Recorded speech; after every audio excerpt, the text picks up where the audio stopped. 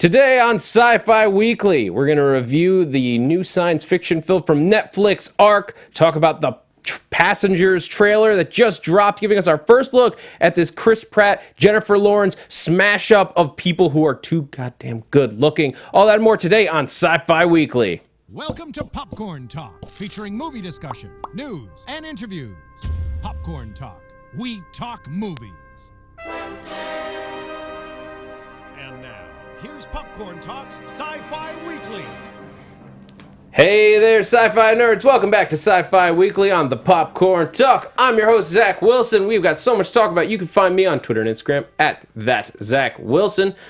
Jesse Klein's here. Hey, how's it going, everyone? You can find me on Twitter and Instagram at JessKlein1. That's JessKlein, the number 1. Hey, everyone, how's it going? I'm excited to talk about ARQ. Hey, everyone, how's it going? I'm excited to talk about ARQ. All right. Hey, everyone, how's it going? All right, I'm reaching out. I'm going to, Reset? Yeah. Reset it? Yeah. Set off an EMP, whatever we have to do. Anyway. Because time loops, so we're going to be talking about the time loop-based ARQ on Netflix. Before we get started, make sure that you guys are following us on Twitter at Sci-Fi Weekly, liking us on Facebook at Sci-Fi Weekly, and you're subscribed to the Popcorn Talk on YouTube at Popcorn Talk Network, and follow us on Popcorn Talk on Twitter at The Popcorn Talk. Lots of places that can always keep you up to date on what's going on here at Sci-Fi Weekly. All right. There's a ton of news. When is there not? There's so much news. Ludicrous speed! Oh, yeah, Go! We're hitting it. All right. Breaking news this morning. Alien 5, which is the one being directed by Neil Blomkamp, not Alien Resurgence, which is the 5th Alien title movie, which is being directed by Ridley Scott, who directed the original Ripley Alien, but Alien 5 is the one with Ripley, but not Ridley. It's, anyway, whatever. Neil Blomkamp's Sigourney Weaver Alien movie is delayed indefinitely. No plans as to when they're going to get back to putting it together. Development has been halted due to a combination of budget, director and actor availability, and audience title confusion. That's a real bummer. George Miller, director of Fury Road, it turns out that there was so much time in development for Fury Road that they have enough for at least a couple sequels/prequels. There's just so much material. No news on when those movies are going to come out, but all I can say is I'll be in line having such a beautiful day, such a glorious day. Lovely day. Lovely day. Either way. Yeah. Star Trek Discovery, another one that has been delayed until May, citing the need for filming and visual effects time. Kurtzman and Brian Fuller said that Star Trek deserves the very best, and these extra few months will help us achieve a vision we can be proud of. Zach, are you okay? I'm fine. There's plenty to watch. In January and February and March, I didn't need to seek out new worlds or go where no man has gone before they even said that. Are you sure? Because you seem kind of like... I'm fine. I said I'm fine. Okay. Doctor Who spinoff The Class revealed a new photo today. It shows Catherine Kelly's Miss Quill holding a sleek, glowy blue gun. And some people are worried about the connotations of a gun in school. The NRA, however, commented saying, hey, blue, glowy, freaky guns don't kill people. Teachers caught in a school that is the center of a hole in space-time kill people. I heard that. I've heard that saying as well, yeah. More Doctor Who news. Mark Gatiss has told us that the Doctor Who Christmas special made him cry. We have no plot details, but apparently it's that sad. As a Jew who's going to be watching on Christmas, I want to thank Stephen Moffat for making my makeup run even more. Hey, we get Chinese Moffat. food. We do get Chinese food. Sci-Fi Network announced the development of 3 new pilots. Haunted, a horror drama about a family dealing with a ghost. Happy, an adaptation of the Grant Morrison graphic novel. And The Machine, a remake of the 2013 AI film of the same name. All these sound like great ideas, although I think they should just combine them all and have the Happy Haunted Machine be a series. I'd watch that. Yeah, I'd watch that too. Yeah. Tatiana Maslany won the Emmy for Best Actress in a Drama Series this weekend at the Emmy Awards. No word yet on which Tatiana Maslany it was there to accept the award, but I'm sure that everyone in the Clone Club is very honored. Yeah, Todd McFarlane made it official that they're in development for a Spawn movie. It's officially in the works. It's going to be R-rated, and it's going to be scary and badass. Why a science fiction show is doing something about a hellspawn fighting with good and evil and heaven? I don't know. I wanted to talk about it.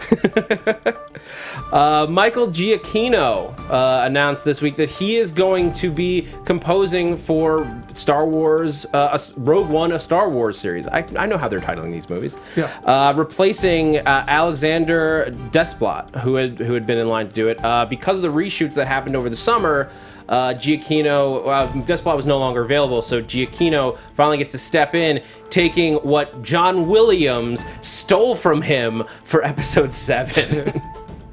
Godzilla Resurgence, or Shin Godzilla, will be getting a very brief release in the United States, October 11th through the 18th. It's so brief and the tickets are so hard to get to that in order to get them, you must find two Japanese twins in a cave and sing Mothra! Mothra. Jesus. The latest teaser for Supergirl Season 2 is out, and it has Kara Danvers and Tyler Hoechlin's Superman taking to the sky to do what?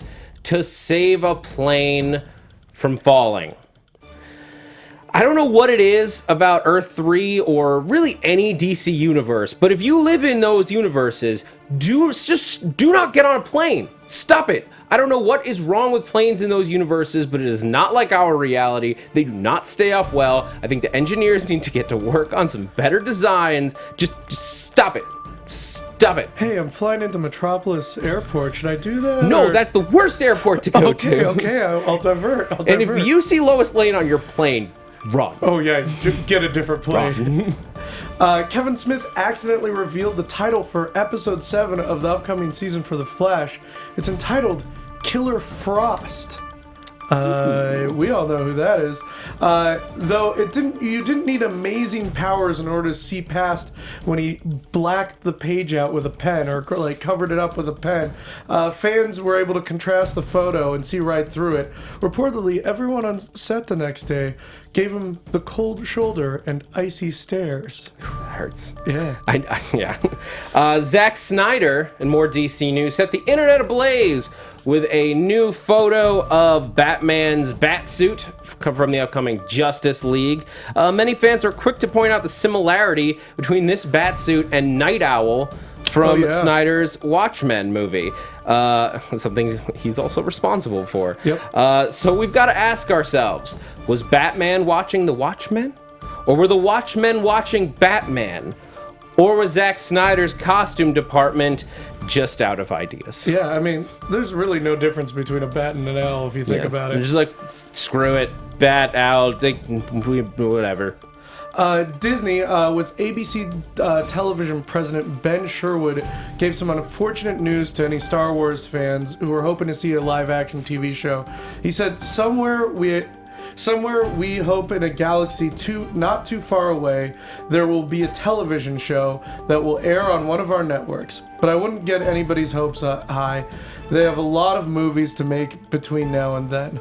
There was a little ray of hope, though. You know, the animated series Rebels, there's some conversations for what's next after that. And I mean, that's a fine consolation prize. It's fine. Are you okay, Jesse? I'm fine. I mean, I didn't need to see like Bosk in a TV series and like a bunch of bounty hunters and like just following. No, I'm fine. I'm fine right now. All right. I'm super fine. All right, well, let's just wrap up Ludicrous Speed then. Let's do it. Thank you, guys. That is it for Ludicrous Speed. Let's do the news at a regular pace, because I want to talk about a new trailer that came out this week. Sure. For Passengers. Yeah. We've long waited for any video from this movie that's coming out. I think it's 3 months away. It's coming out in December. Yeah. This is the one that they've been teasing us with this for a while because it's Jennifer Lawrence and Chris Pratt, who are like two of the hottest upcoming actors I would right say now. America's sweethearts. Yeah, that's fair. That's Yeah. fair.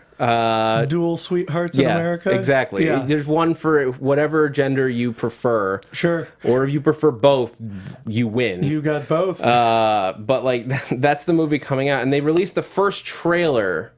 Just a few days ago, and I want to go through it. Yeah, let's do it. Did you have a chance to watch it, Jesse? I did not know. Oh, okay. I did not know. Well, we'll go through it real quick. You're gonna helm this one. Yep, I'm gonna own this one. Planning, guys, planning and science. So what we got shown a lot of the story. It seems like. Yeah. They showed us them like coming out of the cryopods. We saw them in there. Sure. We saw then the ship malfunctions, wakes them up, and it appears that they are they're waking up. They're woken up 90 years before they're supposed to. Yeah. They're alone on this ship, can't get back into the cryopods. But there's a quote towards the end of the trailer where Chris Pratt just says, "The ship woke us up for a reason." Yeah. And I don't know if that's just him. There's a big romance aspect to this movie, so I don't know if that's him just being cute, like he woke us up because we're destined for each other. Oh, gotcha. Or my thought is that the computer maybe woke them up, and this is like crazy prediction stuff too, because a computer was able to determine that those two were compatible to stop the ship from what we see soon, like something crazy going wrong. We see they're desperately trying to get past this door for some reason. We don't know why. And then it appears that they're going to crash into a sun. Ooh, that's a bad. And like, so if the ship is going to crash into a sun, you're going to need some people to maybe help with that. And so if it calculates that that's going to happen, and it needs people to do something with it, it wakes up the minimum amount of people who could wake up, prepare, plan for it. I would like that instead of like a 2001 situation where like the ship decides to put them in the sun to like get rid of humanity or whatever. The ship fell in love with Jennifer Lawrence and is like, Yeah. I will, if I can't have J-Law, no one will. Yeah, that's what I'm thinking. The ship is in love with Jennifer Lawrence. There is a robot, but we'll get to that in a second. There's a robot? There's a robot. I think that it must have just like, it's going to be a romance reason. And to be honest, I kind of like that aspect. Like I was almost hoping for more, this is actually more action based than I thought it was going to be. I was anticipating more of a, just a quiet, like two people on a ship story. Yeah. Which could have been really like a interesting. piece. What happens when you wake up, just the two of you, and you have 90 years with no other people around. Yeah, you're kind of forced to be in the same room with each other. And like the stuff's going wrong. Like we see at one point the anti-gravity fails and there's a pool up in the air. That sounds awesome. Like it looks crazy. And like at first my thought was, that sounds like fun. That should be a thing. But then I thought about it more, and trying to get out of that water that has no gravity in it, you got problems. At least water, how you have something to resist against to push out of, but that could end real poorly, real quickly. I feel like you could just like move it. Maybe. Yeah. In theory, I don't know. I feel like there's a lot of room for stuff to go wrong. For sure. When water's floating and nothing. But there's spacewalks falling. Chris Pratt has to sacrifice himself for we don't know what exactly. But the relationship is the big thing. And like we see this, like it opens on this cute scene with like a little robot that Chris Pratt sent over, like dinner. And he asks her out. So I assume this is like right after they wake up. Okay. They do eventually go out on a date, and like they have like I guess like a full just like everything like, on the ship. Yeah, because they like Jennifer Lawrence is in like a perfectly fit, like form-fitting black slinky dress. They go to like a bar where Michael Sheen is the bartender. Are we thinking this is like a holodeck? Well, they see it in a second because then they reveal that he is a robot. He has no legs. He's just on a track. This is like those Japanese bartenders that are robots. Yeah. This is the next evolution of that. So this is like a space. Like, I feel like then this is not a government ship. Like, No, I think like it seems like it's a colony ship. So I guess it could have been, but like you also know that these people need to live on this thing, so you have to make it into a city. Yeah. Really. They do eventually like make out. She literally like straight out of my dreams, like Jennifer Lawrence like leaps across the table and like tackles Chris Pratt. Sweet. Yeah, those are great dreams. Both sides of that are a lot of people's dreams. Yeah, sure. But so some kind of relationship, at least at some point, forms. I want to talk about like a little bit about the ship because that was the thing. Like if we look at the exterior of it, it looks real cool. Oh yeah. It's got that like sort of spiral. So like I think solar panels probably on the outside. Then the long strip is the actual living space and all the tech of the ship. Probably, I mean, it's probably enormous. The interior looks like a cruise ship. Yeah. And that's things. I think that it could be that this is like from future Google, basically. Yeah, that's what like my Elon theory Musk would be, or someone designed this to travel the stars. Because like I don't see the government putting money and time into a robot bartender. No, but the thing is, like anyone that's going to launch something like this knows that you need to create like creature comforts. Yeah, but for the people, like it needs to feel like it's a home, or your crew's going to go insane. It's like right now they ran that Mars simulation. Sure. With the guy, like we're not even ready to launch to Mars, but they're just testing how would 6 people living in close quarters doing science experiments, but like they have no contact except with a delay of like 20 minutes with the outside world. How does that affect the human psyche? Doing stuff like that, like with that ship, feel like they would think be like- it's helpful. I feel like they'd be like, give him a ping pong table. Like, Well, it could also be that that's just like where all the money went. Because if the That's true. world is destroyed and this is like a last hope type ship, why not? yeah, Why not have make a bartender? make it look nice. Yeah. And studies have proven that alcohol does help reduce stress Oh yeah, sure. if used in moderation. Yeah. That is true. You can quote me on that. There are studies. Yeah, there are studies. Yeah. I'm curious, you guys in the chat, if you what you thought of the trailer. Jacob Shields calls it Googletron ship interior. There you go. Yep, that's pretty accurate. Googletron ship interior. But so I don't know. After that trailer, it felt like it revealed so much. yeah. I don't know if there's like a lot more that they're not showing us, which would be great. But until somebody from the movie like says that, Yeah. I'm going to be cautious about my hopes for this movie. I'm wondering what the turn is.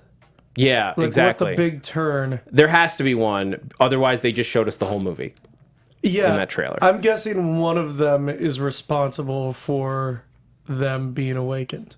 Yeah, I would. That could be good. It's just also it's overused. Yeah. So like, that's why I like the idea of like, what if it's the computer, not like waking them up because like an evil thing or something like that, or something super like science-y, but like it woke them because it needed them to. It literally I like the idea of an AI being like, you needed to fall in love with each other to save us all. That'd be interesting. Yeah. What It's is weird, love? but yeah. Yeah. The computer knows. Only the computer knows. All right. Computer knows love. Let's move on to this week's sci-fi in real life. Jesse, why don't you take this one away? Yeah. So I found this article about tardigrade DNA that they've been putting into human and plant cells, and it's helping it resist radiation in the future. Tardigrades are also called, I believe they're called like tiny bears or little bears. Because they look like, I don't even know what. They're these tiny little mites that are super resistant to radiation and like can't get hurt by it. It looks like the Stay Puft Man's like dog, not like obviously not the hounds, but like Yeah. it looks like actual Stay Puft's like pet. Yeah, and so these little creatures are super resistant to radiation, and apparently scientists have been splicing human DNA with their DNA, not creating a human out of it, but just using human DNA and adding their DNA to it, and it's shown that then the DNA is also super resistant to any of that radiation. So in the future, we might all be part tiny little bear. Well, could it also be used to create like liners for suits I mean, yeah, you could do instead that. of like splicing our DNA? Or you could make us super resistant to like radiation, and like we could just go hang out. Yeah, but on then our Mars. kids might be like giant ones of those. Yeah, great. They just come out with the hidden eyes and like a big weird. Yeah. Big creepy nose thing. Yeah. Jacob says, "Stay Puft Trash Bear." Stay Puft Trash Bear. Yep. Yeah. That is exactly what that looks very, very powerful Stay Puft Trash Bear. Yeah. But yeah, again, like this is a successful splicing of DNA with other DNA, which is super big. I don't think we're going to get a Gattaca situation where only the rich are resistant to radiation. and like the poor have to walk out in our irradiated future landscape. Oh, God. Yeah. That would be bad. Yeah, but I mean, it makes nuclear war less of a deterrent. I mean, look, if we can hopefully be more radiation resistant, it can only help us as we move towards midnight. Uncertain clock. nuclear war. Yeah. Yeah. So before we dive into ARQ and give our review of the new Netflix movie, I want to tell you guys about our sponsor. And our sponsors are how we help keep bringing you this show for free. Oh, yeah. We can't do it alone. Obviously, like, we are able to bring you the show. You can get it for free on YouTube. You can get it on iTunes, all those places, completely for free. And part of how we do that is with our sponsors. And this week's sponsor is Blue Apron. Oh, yeah. If you guys haven't heard of Blue Apron, it's a home delivery subscription service for food, for home-cooked gourmet meals. Blue Apron's mission is to make incredible home cooking easy and accessible for everybody, regardless of how good a cook you are or terrible cook you are, depending. Yeah, you can specify for how many people it's for and like so how many portions you need, and they send you the exact ingredients to make the exact meal you need to make. Yeah, not too many, not too little. You have nothing left over. It's just exactly what you need to make whatever meal that you're given. Yeah, I can't tell you how many spice jars I have in my cabinet that are like an eighth full now. Yeah. Because I'm like, I don't know what to do, but I'm not going to throw it out. Yeah. Spices are expensive. You just have spice. But now for under $10 a meal, you can get a healthy, delicious meal that you can cook yourself. It even comes with explicit instructions on how to do it. So if you really don't know how to cook, this will walk you through it step by step. My ex-girlfriend used Blue Apron, and it was great because we would like have the exact, like she said, it was for 2 people, and we'd have exactly what we needed for the delicious meals. And like if you have specific allergies, you just say it, and then they won't give you any menus that need that thing that you're allergic to. And it's great. It's delicious. You get to eat like good food for super cheap. Yeah. No, it's really good. Some of the meals, like this is how good you get to eat for like less than $10 a person. Yeah. It just in September, some of the meals: paprika spiced shrimp and cheddar grits with tomato and sweet corn. What? Spicy hoisin chicken stir fry and baby bok choy sesame ginger cucumber salad. That sounds That's delicious. a mouthful just to say. Imagine how it is to eat. That sounds great. Summer udon noodle salad with cherry tomatoes, corn, and summer sweet pepper. All that stuff. All of that. I mean, why would you get McDonald's when you can make that for less than $10? McDonald's isn't even that cheap anymore. McDonald's will cost you like $8 if you want to get like a burger. Yeah. But anyway, like if you want to check out this week's menu and get your first 3 meals completely for free, that's right, you can get them for free. You just got to go to blueapron.com/anatomy. That's all you got to do. Blueapron.com/anatomy, and then sign up, and you'll get 3 meals for free. They'll be shipped directly to your house or apartment or office or wherever you live, and then you get cooking. And hey, I'm just saying, impress your lady and or guy friends with a home cooked meal, because everybody likes a good home cooked meal. If they don't, you shouldn't be dating them anyway. Yeah. They're probably a robot. Yeah. Yeah. But yeah, so thank you again to our sponsors, Blue Apron, and let's dive into ARQ. Thank you again to our sponsors, Blue Apron, and let's dive in to ARQ. Thank you again. Let me reset it. Let me reset it real quick. Let's not do that bit anymore, because I'm realizing with digital, there's every chance people are like, oh, these freaking recordings are looping again. Yeah. Damn glitches. All right, let's talk about ARQ. So for you guys who, let's before we do spoilers, spoiler free, what did you think of the movie? Quick reaction? Yeah. I genuinely enjoyed it. Mm-hmm. I feel like this was the type of movie, if I was still in college, this would be my favorite movie. Like, it's one of those movies where it's like, oh man, you don't understand. It's so deep, dude. When it's not. But it's got good characters. It's an easy premise. It's a bottle movie. It takes place in the same place. Yeah, it's clearly a low budget movie, but it uses it like in a good way. Like this almost could have been. It's by a Black Mirror writer. Oh, I was about to say it feels like a Black Mirror episode. I almost wonder if this was written for Black Mirror, and then he's like, this is more than like an hour. Yeah. I want to do this as a 2-hour movie. Yeah. And it's only an hour and a half, but like it's a little more than this might be too much to pack into an hour. And like a Black Mirror episode, it all surrounds just like a science fiction MacGuffin. And because of that, it's super specific, and all of the character comes through that one thing that the entire plot surrounds. Yeah, and so it's a really simple, easy story with really complicated aspects to it. Yeah, it focuses on Ren, who's played by Robbie Amell. Ren, Kylo. Is that what his name was? Yes, his name is Ren, Kylo. Oh, God. Yeah. I just heard it. Yeah. Who Robbie Amell was on The Flash as Firestar. Yeah. And then the co-star of the movie is Hannah, played by Rachel Tyler, who was Trish on Jessica Jones. So we have like a weird like crossover mashup of the two comic book universes in this, which is great. Just as a nerd to watch it. Yeah. But they both do a fantastic job, and basically they are caught in a time loop because of this power source that Ren created, that he designed, and now the place is being stormed by soldiers who are coming to kill them. And I don't want to say any more before we put up a spoiler wall. Yeah, I will say this before we put up the spoiler wall. There's a really interesting concession where the reason why they're stuck in a time loop is because the thing is supposed to be an infinite energy machine.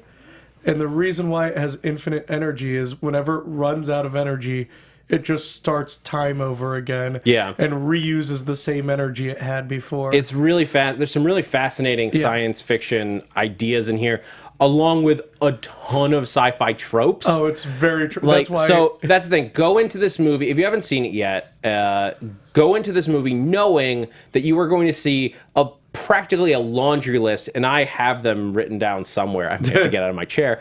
I have a laundry list of all the tropes that we had in this movie. It's very much, it's like I said, if you're in college, this is going to be your favorite movie because it hits all those tropes. Yeah, but despite that, it has some good turns in it, and like twists that don't feel like it's not a twist. It's not really twists of like oh my god, this whole movie was in his head, like nothing like that. But twists that like when they happened kept me interested and engaged, and we'll go into that as we get deeper into the movie. Yeah. So Jess, if you want to vamp for a second while I get my... Yeah, I can vamp. I think this is kind of an interesting idea, and the thing I like about Black Mirror and ARQ specifically is it's giving science fiction a place to play and enough time and room to really explore ideas. Like, Black Mirror is so great because it just surrounds one science fiction idea and it gives you an hour to just explore that idea through character. And this, again, it gave you 2 hours to explore that arc just through these two characters. Yeah. And yeah, so spoiler wall, we're going to talk about the movie. Spoiler wall. All aspects, endings, twists, everything from here on out. So the story, I really liked it. I was sort of like, just like... watching and like sort of like, all right, well, let's go. This is cool, but like sort of easy as they got up. But it was the admittedly somewhat predictable turn. But when Hannah got revealed to be working for the block, that was when I got interested. Yeah, like it makes sense that this is a Black Mirror person because a lot of times Black Mirror episodes start in the middle and you get filled in as the episode goes on. And this felt very much like that, where it started in the middle. You didn't really know who the block were, you didn't know who the bad guys were, you didn't know what was going on. And as the loop reset every time, you got more and more information, and it became a deeper and more interesting picture.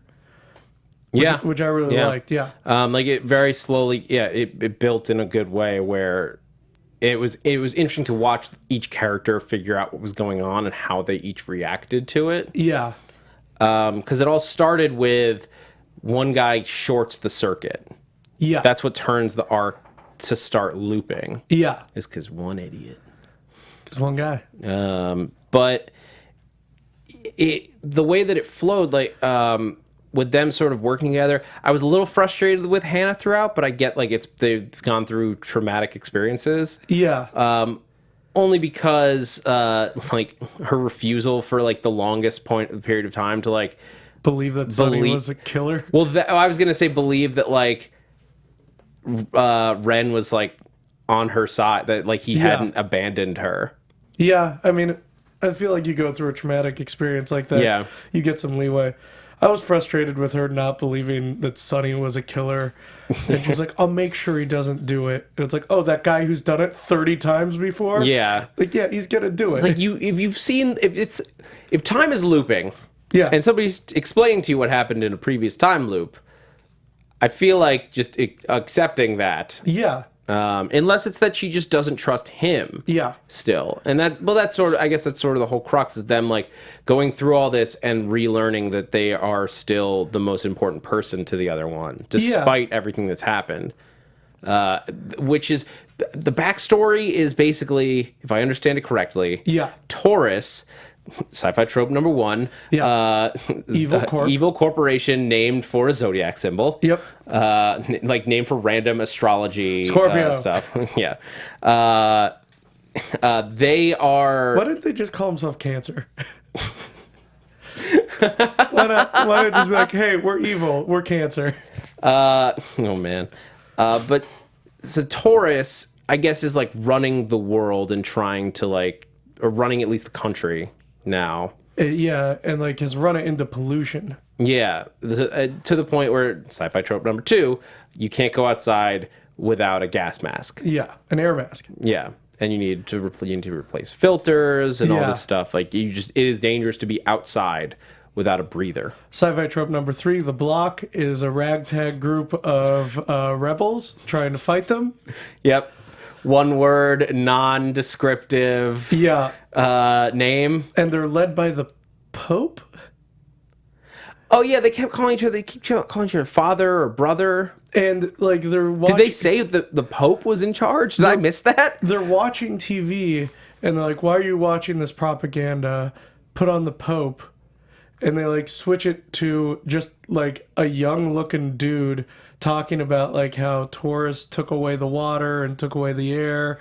And then like 7 loops in, like Sonny reveals, he's like, this guy just got captured by Taurus. He's just working for them too. Like, we shouldn't be listening to this guy either. Like, so there's definitely like some young Pope going on. Young Pope action. Then maybe that's just like a title they gave him. Yeah. Like Bishop in Blade 2. Yeah. Yeah. Because they do say like father and brother to each other. Mother, cousin. Which is it falls in that Catholic tree. Yeah, and it also makes you not trust the block that much at first. Because you're like, oh, they feel really culty.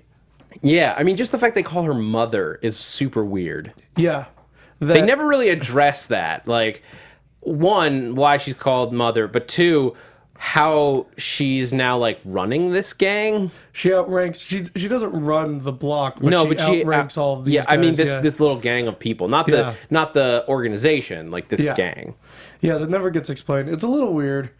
I think I like the relationship that Grimm had with her, where like it could have been really easy to make him just a douchebag. Yeah, but he was like a good guy, and I like how when he's intimidating them at first, there's that moment where he grabs her hair, and before you know that they're together, you're like, oh, that's a really gross moment, where he's like intimidating her and like grabbing her. But as the loops go on, you realize it's not like it's not aggression. It's like a way of like, it was an affectionate thing because Ren couldn't see it, so it was like him going like, everything's okay, and like it was an affectionate move and not an aggressive move. Yeah, and then there was that one loop where she leaned in. Yeah, but this was before he knew, and he was. What? How'd you know I was going to do that? Yeah. It's also like breaking character. Yeah. Which they do slowly as this all goes on. They just get frustrated. Like, were you two playing doctor? Yeah, all night long. But there was that I really liked from the direction it flipped. Yeah. At a certain point, like when she finally got killed and then came back and was going through her side, it did the same scenes, but now we were turned around, so we were looking in a complete other direction. The 180 line, yeah, which is just a line for anyone who didn't sit through film school, a line that filmmakers draw down the center of the room for where the camera can go, so that your audience doesn't get what's the word I'm looking for? Disoriented. Disoriented, gotcha. I disoriented myself. Yeah. Your audience doesn't get disoriented by the camera jumping around too much. Yeah. But they flipped the 180 line when the perspective changed. Yeah. And you could tell instantly what had happened. And I thought it was a very good but very simple move to really give it a new feel. Yeah, and then we get to see her like arguing with them because it never made sense. They're like, "We'll be right back," and I was like, "Why are they going to be right back? Why wouldn't they just stay and wait for the scripts?" And like, it's like, oh, because she tells them to go like eat apples. Scripts are money, right? Yeah. All right. Sci-fi trope number 5: money is not called cash. It has a weird name that is confusing. I think people use scripts now. In what context? Like, I hear scripts and I'm thinking like a prescription, because that's how they're generally like. Can you write me a script? Is like, you didn't think it was like a backdoor pilot for a sequel to Big Bang Theory? Like, let me see that script. Exterior, Bazinga comes up. he's revived like years and years later. Yeah. Ren has actually been just writing comedy. Yeah. I've heard scripts uses money, at least if not in the real world, in other science fiction things. Okay. Yeah. I've never heard that before. Yeah. In what I've read. But either way. But yeah, so I liked both of the lead characters. Like Sonny was like, he was good like as what he was. Oh, Sonny was a great antagonist. Yeah. I liked him. I thought he was the best actor out of all three. Like I understood like his motivation, like which was again simple but like effective, where he doesn't give a damn. He's here to kill you, and like he's doing it like he doesn't. I don't think he cares about like. It's not like he doesn't care about the world at all. He just like fights for the corporation. Well, also his motivation changes. Like at the beginning, he's just there for money, but once he gets caught in the loop, he then realizes that he can end the war. That if he gives this time machine to Taurus, that the war is over and no more innocent people have to die, is what he thinks. Even though Taurus is like generic evil corporation, innocent people will definitely die if they have the machine. In Sonny's idea, this will save the world. Yeah. Well, there's a difference like in these sort of futuristic wars where like there's active battle. Yeah. Where civilians are getting caught up in it versus like evil empire that like keeps the general population in peace, and then like outliers get picked out. Fights armies. Yeah. Yeah. Which like he doesn't care about that, like political prisoners or whatever other things. The fact that the corporation is just destroying the world. Yeah. But like all the characters, like in this, the little ancillary characters, like brother, whatever his name was, yeah, he was great. Was like that nice little guy. Like all the performances were good. Cousin was creepy. We find out that Cousin is the guy who was torturing Hannah. Yeah, and he's singing this Christmas song over and over again, which he sang to her while he tortured her. So messed up. He was really creepy. He got lit on fire. Yeah. Some other sci-fi tropes that we had in here. Sure. I wrote down unnecessarily futuristic appliances. Sure. Which was the clock. Yeah. Which like is useful in that it's like showing you like you're in the future. But it was also just like, yep, okay. How's that different than a regular clock? Yeah. Except it hovers And in it's midair. probably more expensive to produce. Yeah. For this place where like you don't have any electricity. Yeah. Time loops in general. Sure. Now I would call a sci-fi trope. Like, we'll talk comparisons in a second. But like, yeah, normal food being extinct. Yeah. Apples. Oh my god, he's got apples? He's got apples. Oh, it's so good.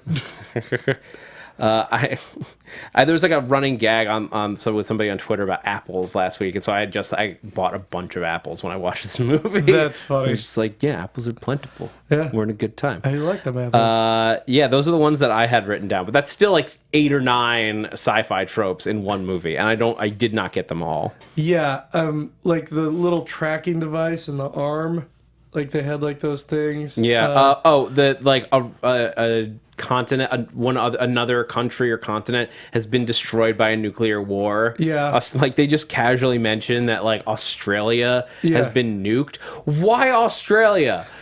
They do nothing in Australia. I 100% believe it's because of Randy Newman's. I had the same. Let's drop the big one. 'Cause I had the exact same thought. don't want to hurt no kangaroos.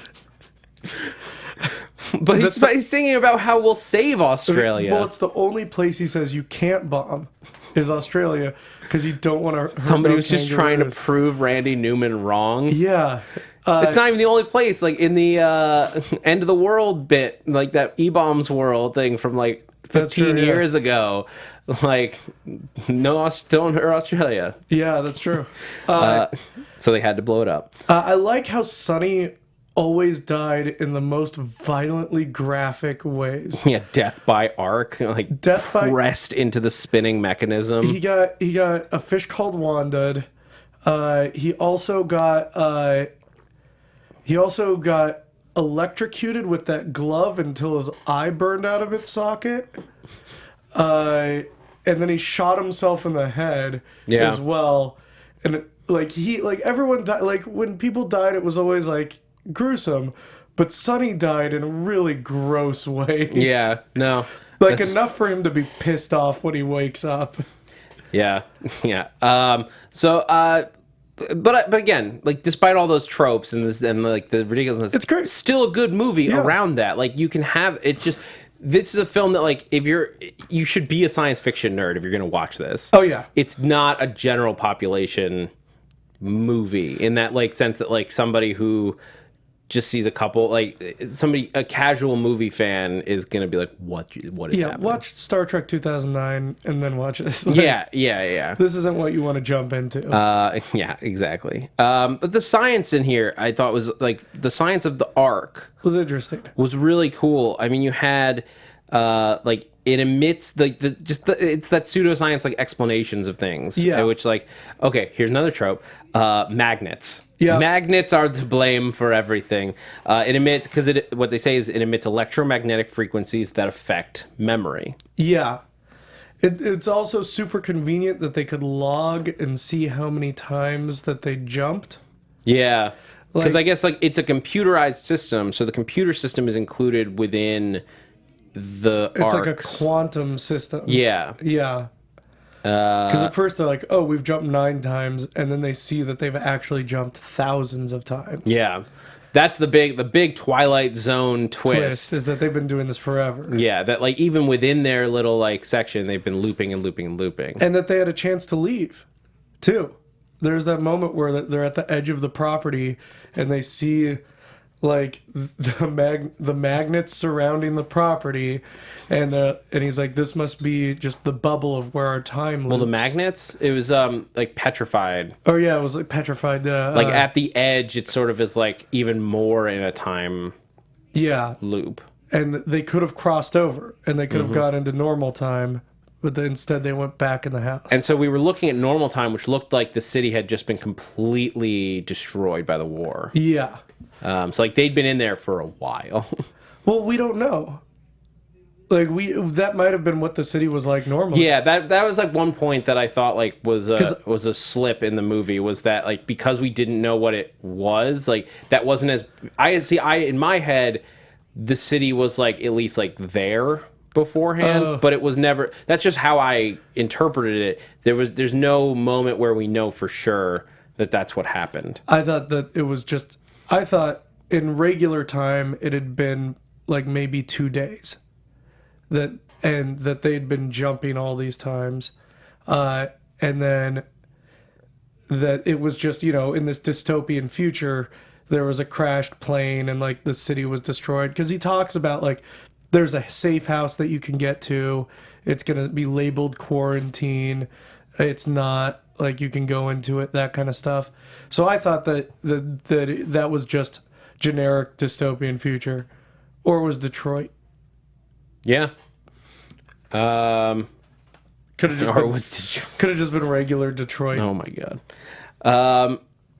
Well, that's the big science. I mean, we got to ask ourselves. Yeah. Because there's one person we have to turn to or think about, like every time we talk about a sci-fi movie. What would Neil deGrasse Tyson say about all this crazy pseudoscience insanity? Seeing is not believing.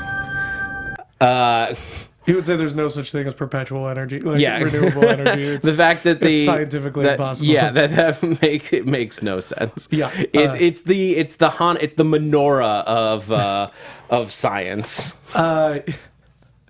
We had enough oil for 1 day, and it lasted 8 days. I mean, this actually gets around it, where it's not perpetual motion machine. It is a machine that when it runs out of energy, it just restarts time and uses the same energy. So it's not infinite energy. It's the same energy over and over again. It's quantum energy. Yes. But I think scientifically that doesn't necessarily hold up. No, I mean, you would need a large amount of energy in order to go back in time in general. Yeah. So it couldn't wait until it was out of energy in order to go back. Yeah. Well, unless it just like gets like 2/3 of the way down, and then it's like, well, use it all up to go back. Yeah, there you go. But but like a lot of quantum mechanics and everything. Yeah. It reminded me of 11/22/63. Which is Stephen King's time travel book focused around JFK, because they talk about the fact that he would go back in time and buy the same hamburger meat and be eating the same cow, like hundreds and hundreds of times. Yeah, and like it's one of those weird time travel things, just the weird implications of that. Yeah, like the idea in the rules of that universe. Like the idea of dying thousands of times is crazy and weird. And yeah, the quantum mechanics of like the computer is a quantum computer, since it can see all of the times that time has jumped. It sees all of the universes that have been created, at least. Yeah. We're getting some interesting comments from what people in the chat thought about the movie. What'd they think? Sky Patterson says, art kind of reminds me of Total Recall, iRobot, Saving Private Ryan, and District 9. Okay. Yeah. Does that mean it's a good list? Yeah, like those deaths were real Saving Private Ryan deaths. Tomas Zelenka says ARQ was Edge of Tomorrow without everything awesome. Oh. I mean, it was very Edge of Tomorrow. It was like a very Edge of Tomorrow thing. Like Edge of Tomorrow, Groundhog Day are the two like obvious comparisons. For time this because like especially at the beginning felt very Edge of Tomorrow. But without the, I actually like I like both being there, like existing. I like the fact that this one was more small. It was smaller. It was more human. Yeah. In its scope. I want to do a recut of this movie. Keep it all the same, except every time he wakes up and looks at the clock, it's playing "I Got You, Babe," and that's nice. That's the only difference. Nice. And then one time, Sonny goes, "It's me, Ned Ryerson." Ned the Head. And that's it. That's really funny. Yeah. This movie needs to get way bigger, and then we can make that into a viral video. Yeah, for sure. And we'll be famous, guys. Yeah. And then last one. Trex Light says loved it. May have to watch again. Oh. How do you know you haven't watched it again? My God, twist. All right. What'd you think about the ending, by the way? I liked it. Yeah. It was a good Twilight Zone twist. Yeah, it felt very much like Black Mirror, where you don't get a satisfying ending. Yeah. Well, as we wrap out, we got to hit our mission assignment and then close out here. Last week's mission assignment: who would your sci-fi traveling buddy? Your Chewbacca. be? Who's your Chewbacca? Yeah, who's your Chewbacca? And we got a bunch of responses. Thank you to everybody who sent those in. Michael G. Cox says Saint X-Men from Battle Beyond the Stars. Oh. Which I'm not familiar with, so I'm going to have to look that up. But nice deep cut. Yeah, sure. Always Good appreciate deep it. Captain Travis says he gave a bunch. He said Godzilla just because he's trying to picture him getting into a spaceship. That's fun. Godzuki, man. But the real answer, he said, was Madame Vastra of Doctor Who. Ooh. A 19th century lizard woman who solves mysteries. What else can you ask for? That's pretty good. I like Vastra. She's a good character. Yeah. We had Kristian Blatt. Yeah. Said something. Well, you're looking for him. I can tell you who mine is. Yeah. I would go with the perfect being, Lilu, Dallas Multipass from The Fifth Element. Not only is she an amazing martial artist and can learn really quickly, but she's also like the everything great about humanity. So why wouldn't you want that person as your sidekick on your travels through space? Yeah. And if I can get a third, I'll get Ruby Rod Ruby Rod as well. I want Nibbler as my traveling companion. Nibbler? Yeah, sure. It's a lot of food expenses. Yeah. But he's like super cute, super small. So like if like oxygen stuff starts to run out, yeah, like he's not gonna use a ton of it. Yeah. And also like wildly intelligent. And he poops dark matter. Yeah. So if you're lost in depending on what time you're in, if you're lost out in space and you run out of fuel, just keep feeding him. Yeah. It's a good place to start. Chillcat says my travel companion would be Commander Data, Lieutenant Commander Data. Ooh, sorry, that's a good one, Chill. And then Ken from Chicago says Felinoid. A Felinoid. A Felinoid. I don't know what that is. But Kung Fu Panda's Tigress. Ooh, So that's a fun one. That's interesting. Kristian, I'm sorry, I can't find your answer. Guys, we can't find it. I'm sure it was a good one, but there's a lot of options here. There were a lot. People really responded to this one. Yeah, this is a good one. And then for next week's mission assignment, this is going to be interesting. We want a poll of you guys. We're going to post this on Twitter, twitter.com/Sci-Fi Weekly. Is this the mission assignment to end all mission assignments? With the fall coming up, there's so many new shows coming out, new movies coming out, and stuff that we can't possibly cover all of them. So we're considering changing the mission assignment into favorite sci-fi moment of the week.